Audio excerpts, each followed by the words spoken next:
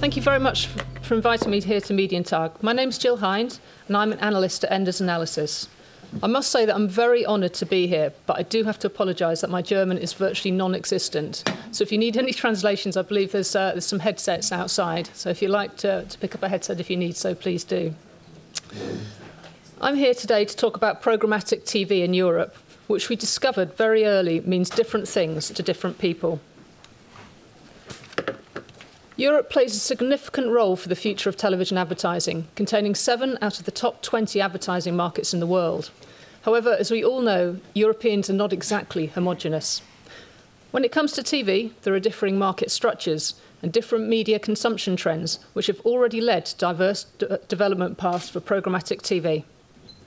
Google therefore commissioned Enders Analysis to produce an independent report on how programmatic practices, such as automation and ad technology, which revolutionised online advertising, are now being adapted for TV in Europe. The full report is being launched next week, so I'm not going to go into great detail here, but instead thought this was a lovely opportunity to give you all a taster of the main themes. So what did we do? Well, we looked at ongoing and prospective developments in 7 European countries, shown here on the right.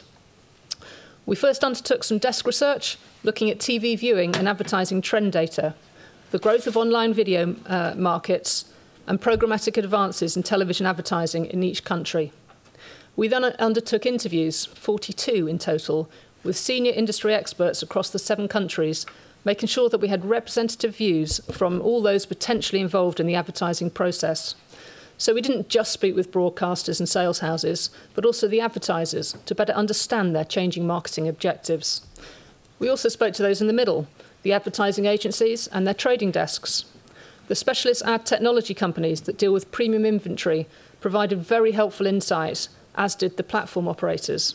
And finally, we spoke to several independent experts across the board. Well, what did we find? I appreciate you'll all have heard a lot of this before, but it was reiterated strongly by broadcasters, agencies and advertisers. TV is still the largest advertising medium in several European markets, and in some countries the TV market is changing, and changing very rapidly. The chart on the right here looks at the average viewing time to the television set among young adults from 2010 to the end of 2015, and indexes that against 2010. This is done for each of the 7 countries, and as you can see, there is a big difference between them. At the bottom of the chart, we've got the UK and Sweden, where average viewing time has fallen by more than 25% in just 5 years. In Germany, France and the Netherlands, the middle 3 there, it's fallen by more than 15%, but quite significantly from 2012 in both France and Holland, which are the black and the royal blue lines, you can see it's fallen since 2012 very significantly. In Italy and Turkey, in contrast, viewing among young adults is as high as 5 years ago. But in Italy, it increased up to 2013 and then has dropped considerably since that period. So across 5 of these countries, younger audiences are watching via their TV set markedly less than just 5 years ago. This makes it much harder to reach this already elusive group of consumers. But of greater concern to advertisers, this is leading to significant price inflation among younger audiences, but currently only in some markets. So why are we seeing this decline? You've probably heard this before. A major reason is increased broadband penetration and the growth of smartphones and tablets. Smartphone penetration among younger adults is at saturation point in some markets, and it's noticeable it's in those countries where the viewing decline is greatest: Sweden, the UK, Netherlands and Germany, and also in those countries where English language programming is well received. And smartphones have changed behaviours in ways we could never have imagined when they first launched. In addition to the addiction of social media and gaming, they of course open up new avenues in which to watch video, whether that's YouTube or long-form television programming, not only from existing broadcasters, but also the likes of Netflix and numerous other SVOD services in every single market. And as audiovisual consumption fragments across multiple screens and not just to the TV set, this has caused an issue for the industry. The existing audience measurement systems only measure viewing to the television set and are therefore no longer sufficient for broadcasters, agencies or clients. We appreciate steps are being taken in each country to measure online viewing, but it is not there yet and progress is slower than expected. In the days of increasingly connected TV sets, either via pay TV set-top boxes or smart TVs, there is now significant return path data available, providing much more granular detail on the viewer in near real time. Television commercials model needs to evolve to take account of that. And it is. The way airtime is being bought and sold is changing at the margins. We looked at each of the 7 markets to find out where we were today. So what were the major points we uncovered? Well, this report found out that firstly, it's not new. Programmatic TV is already here. Taking a step back, there is no one clear definition of programmatic. It means different things to broadcasters and different things to agencies, and very much differs by country. Television buying has been, to a greater or lesser extent, been automated since the turn of the millennium, and many describe that as programmatic. Others consider programmatic just in the area of online inventory. So in these European markets, programmatic TV models and ad technology are currently being deployed for 3 types of media inventory. On the left, you've got broadcast linear TV, which is more than 95% of revenue. The benefits of programmatic in this area lie in automation and include shared planning and booking systems between sales houses and buyers, as well as the incorporation of new audience segmentation options beyond traditional TV socio-demographic categories. In the centre of this, we've got addressable TV, which in pay TV is being pioneered by Sky's AdSmart, now available on Sky channels in over 1 in 4 households in the UK. It's already in Italy and will be rolled out in Germany at some point shortly. Outside pay TV, the open standard HBB-TV technology within smart TVs means addressable TV can become a reality. The current standard is restricted to banner overlays, but newly available TV sets with HBB-TV version 2.0 enable new types of ad insertion, including video, and importantly, with return path data. I'm sure many of you in the audience are aware of this, but the main drivers for this are actually here in Germany with ProSieben and RTL. Thirdly, on the right, we have video advertising in broadcaster OTT, which is often still largely bundled with broadcast inventory and aimed at extending audience reach and frequency. However, in the more advanced markets, including Germany, the UK, Sweden and the Netherlands, this is, to a greater or lesser extent, traded programmatically. Broadcasters that have spent years building online audience profiles clearly have the advantage here. But there is a long way to go. In the research we did, it became obvious that both sellers, i.e. the broadcasters, and buyers, the advertisers and agencies, were aligned on 3 main areas of value for programmatic TV. However, some broadcasters were way ahead of others in their thinking, as indeed were some advertisers who were keener for change than others. So firstly, it brings new ways to target and measure TV audiences by tapping on the potential of census-level return path data, whether that's through addressable advertising on the broadcast stream or buying audiences across devices such as smartphones and TVs. Secondly, in the middle, we've got automated inventory management tools which can improve the booking and management of campaigns, as well as match advertiser requirements with relevant TV inventory. A marginal improvement here can help improve the efficiency of TV campaigns and enable valuable resource to be moved to other areas. As this is an intangible benefit, we have not tried to quantify this value in our report.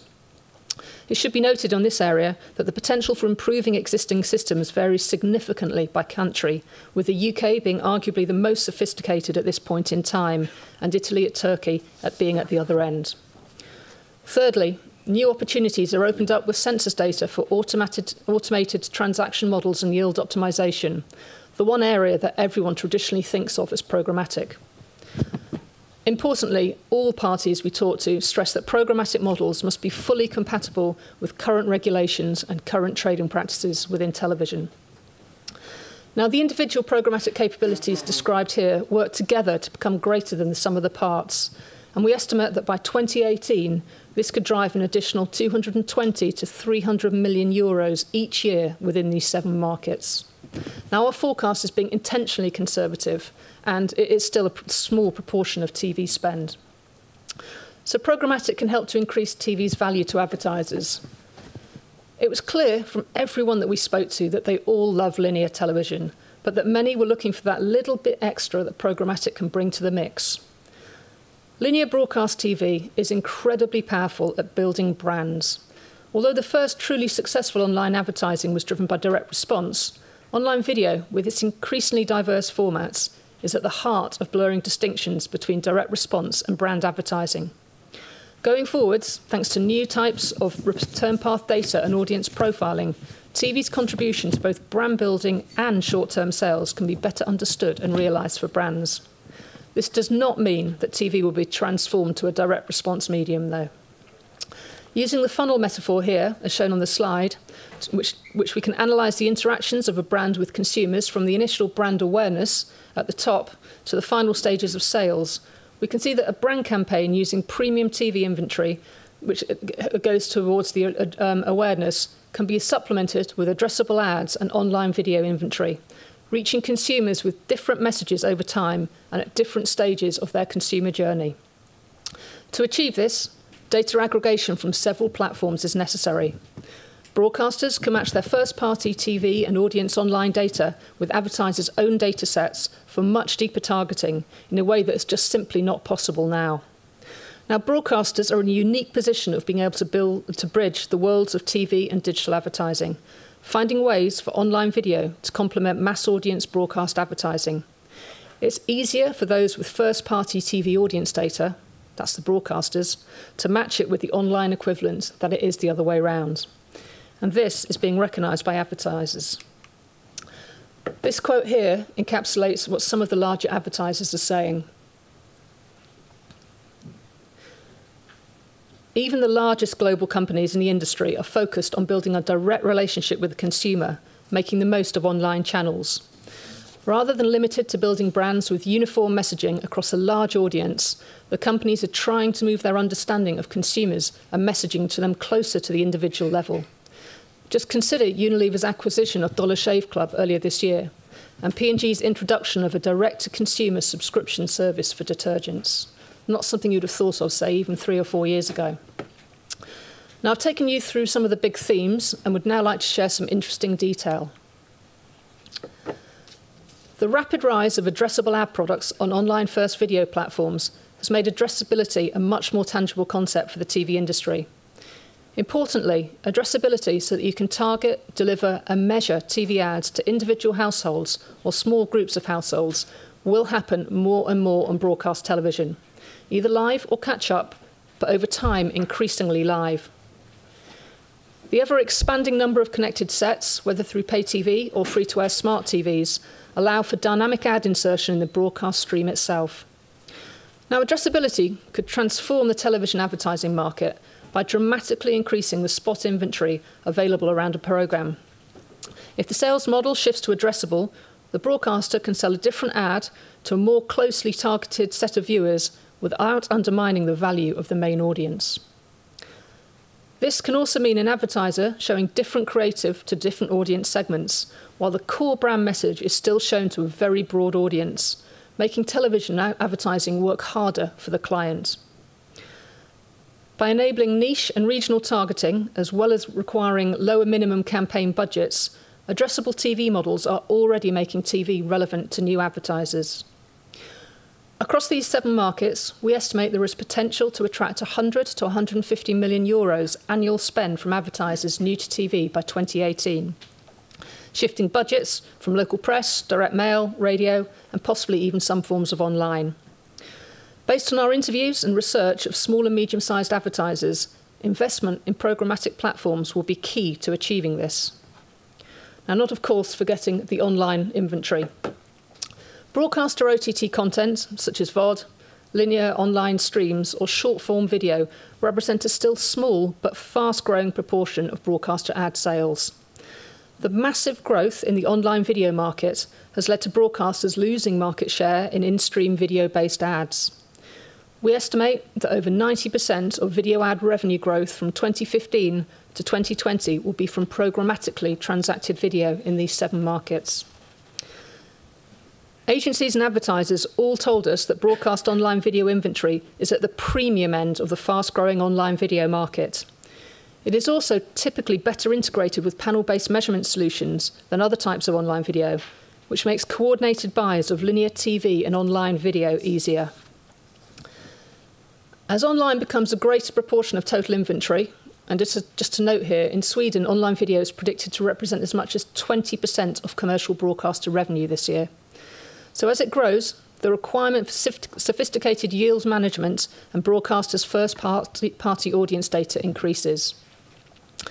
Deploying programmatic targeting and transaction options is crucial. Across the 7 markets, a mix of programmatic models for OTT inventory could help broadcasters capture 120 to 150 million euros of the up to 900 million in additional annual online video ad revenue by 2018. So what do we conclude from all of this? Well, as you can see here, declining linear broadcast TV viewing among younger demographics, the fragmentation of video viewing across screens, and the development of online video advertising technology is gradually changing European TV markets. For the first time, there is significant price inflation for young broadcast TV audiences as a result of declining TV set viewing in markets like the UK, Sweden, and the Netherlands. This is leading to a pivotal moment for European TV advertising. The rollout of programmatic models and our technology for European TV advertising is still in its nascency, even in the advanced digital markets. However, the first deployments show clear market potential and have already prompted advertisers to see TV in new ways, beyond, of course, its core strengths as a mass brand advertising medium. TV is the leading leading display market in every European country. Programmatic can help to maintain that position, building on TV's unique advertising strengths while responding to evolving advertiser needs. Those broadcasters and sales houses that recognise that well-deployed ad technology can offer both flexibility to buyers as well as automation efficiencies, more granular targeting and yield optimisation tools will be best placed for the future. Programmatic opens new markets for broadcaster sales houses. Combined, we estimate the potential for annual increased TV ad revenue in the 7 markets to be 220 to 300 million euros by 2018. This includes new advertiser spend on addressable TV advertising, as well as a share of the growing online video market. But it is not a foregone conclusion.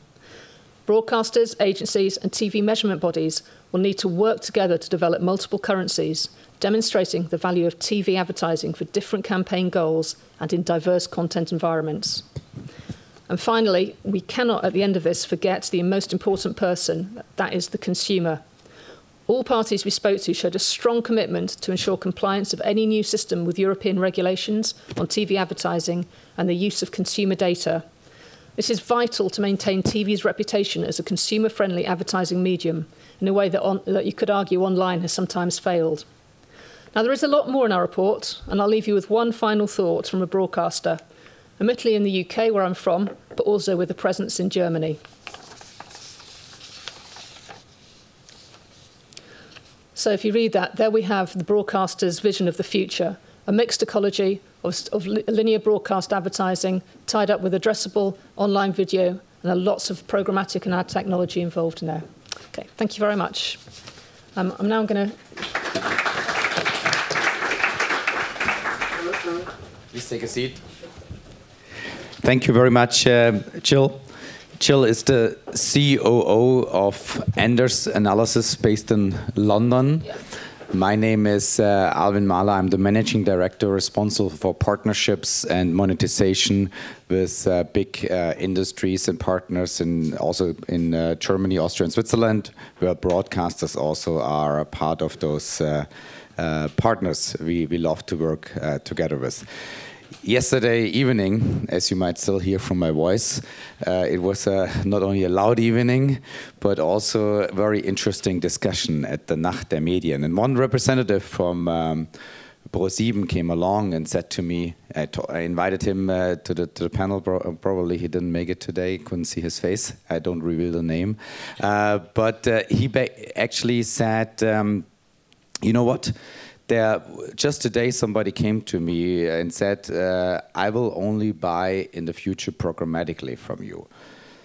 While this might be an extreme position, it shows the relevance of the topic of today and also the great data points which we just heard. Just as a disclaimer, this study is not yet public. We will release at the 2nd of November, so today is just a sneak preview, and therefore please respect this, and we are still very much looking forward to have this downloadable for you at our doubleclick.com website. So the audience, we heard from the report many data, but I think one I found very interesting. We all know, but this came clearly out of the report, that the audience, especially younger audience, is already basically behaving much different on video content consumption, on different screens, mobile, different user behavior. And we, as the provider, the tech provider, but also the content provider, need to make sure we follow the user along that path.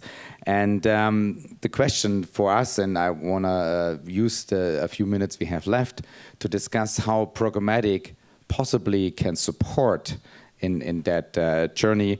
And maybe, Gill, I just wanted to pick up on your point that there's programmatic could bridge the gap between responsive and brand, and maybe also use an analogy out of the display market, where we have seen some new ways to trade, for example, with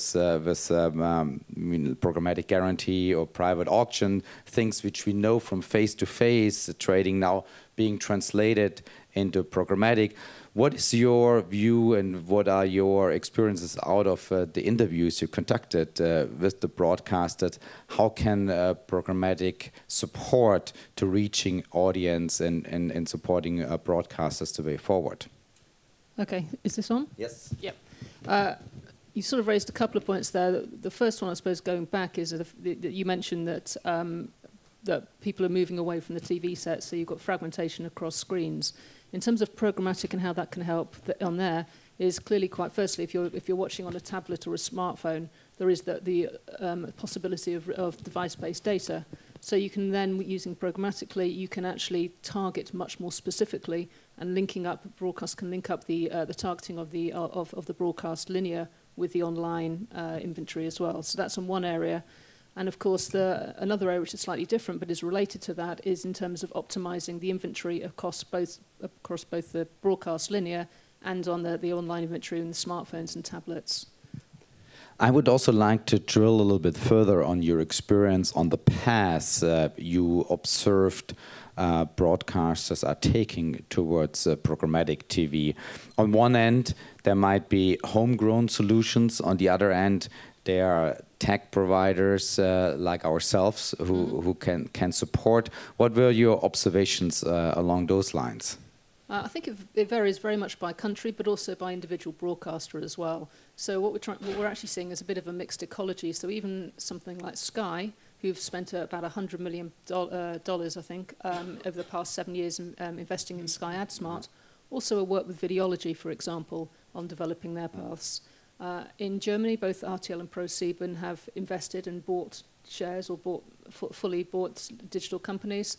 In the UK, for example, Channel 4 and ITV are very much working with partners. So it varies by country, and I think the ideal would be actually to bring the benefits of both the partners and also the infrastructure that the existing broadcasters have and have used very successfully the past 30, 40 years.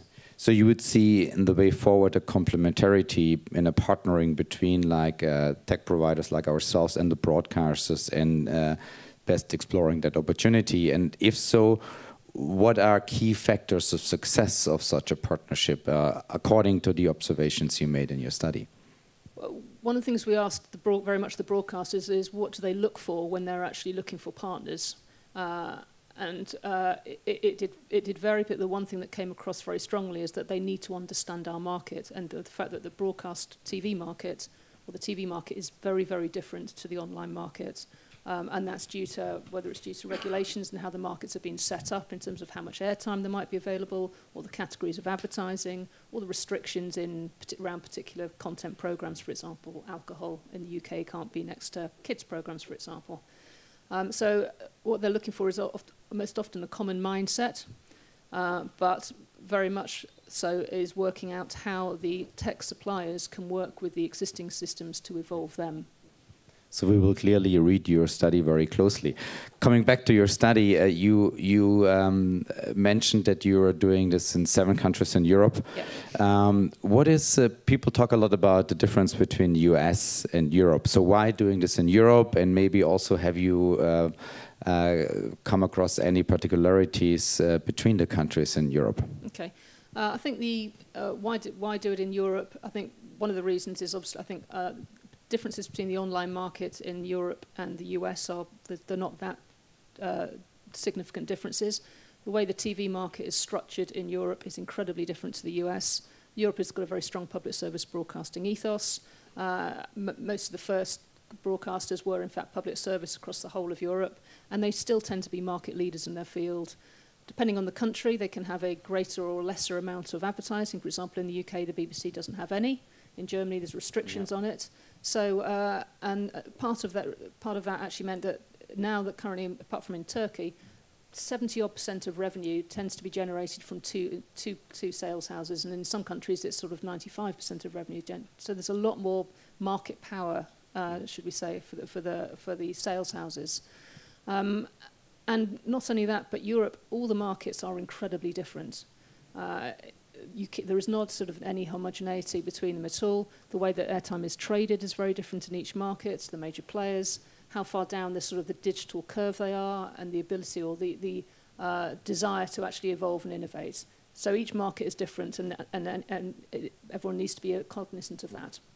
Coming towards the implementations, just for wrapping up, you mentioned there were like key products you have realized. So, for example, dynamic ad insertion, something, or also what other kind of key implementation did you come across cutting edge? Like, was there anything on, for example, YouTube cross-sell along, or looking also again on the analogy to the display market in terms of products like dynamic allocation or programmatic guarantee, as you mentioned in your report? What were kind of the cutting edge things and names dropped there, or observations you made along those lines? I think probably the biggest one is actually dynamic ad insertion, as they see that potential for the broadcast linear. There was a lot of acceptance amongst the broadcasters in the more advanced market that online inventory will be traded programmatically. At the moment, that's very much at the margins, and there's still a desire for the main broadcast inventory to actually, for the premium quality shows that attract the biggest audience, that will continue with the current way of trading. However, for example, either with addressable, or which makes it easier, then you can imagine that the sort of the zero-rated or more of the less important, should you say, parts of the schedule, they might start doing some different types of experimentation with programmatic. It's nice that it came up because we tested dynamic ad insertion with TF1 in France during the Euro 2016. Last question, also, being very much applicable also for the audience here, what would be the actions you would recommend broadcasters out of the report they should take to most benefit from this development? I think firstly they need to think about investing in the infrastructure, whether that's through the automated systems, whether that's through sort of the sales houses, the structure of the sales houses. Consider what resource is actually needed. So the first one was to ensure you'll sort of start down the investment track early. Experimentation. You need to experiment with the different types of programmatic trading and which one might be more suitable or less suitable for each individual market and for each individual broadcaster as well. The major broadcasters might look at different types of programmatic than the ones sort of who've attracting 2 or 3% audience share. So it's about being willing to invest and to work. And I think finally the crucial thing is that broadcasters need to work with the agencies and with the measurement systems, whether it's Medientage or whoever it might be, to try and develop the currencies that go across screen, because that's actually taking a long time to solve. So it will be certainly very interesting to explore how this is evolving, and certainly it's on a path already, as you described in your study. And I just looked at the watch. We are unfortunately just running out of time. I would have tons of questions, but I think it's a sneak preview on our report you were doing, and we are looking forward a lot to the report being published next week. And thank you very much for coming. Thank you very much.